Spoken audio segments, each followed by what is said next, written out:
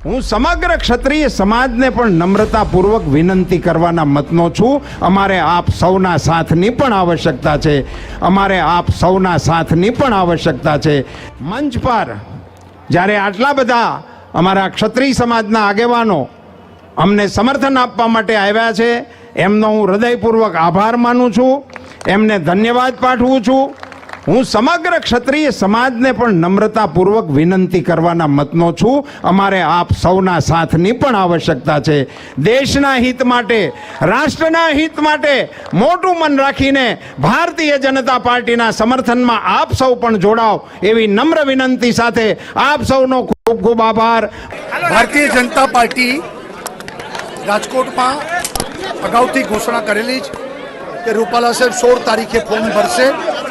આજે શુભ મુહૂર્તમાં ફોર્મ ભરાઈ ગયું છે અને અમને પૂર્ણ ભરોસો છે કે રાજકોટની જનતા લાખો મતોથી વિજયી બનાવી અને વડાપ્રધાન નરેન્દ્રભાઈ મોદીને ત્રીજી વખત વડાપ્રધાન બનાવશે, એમાં કોઈ શંકા નથી।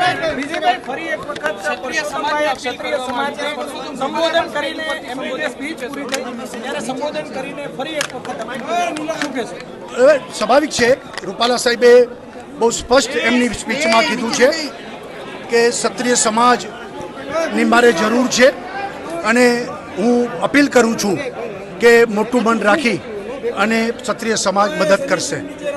बहुत ही बड़ी मात्रा में जन सैलाब नामांकन पत्र भरने के कार्यक्रम में उमड़ पड़े थे। हमारे बूथ से लेकर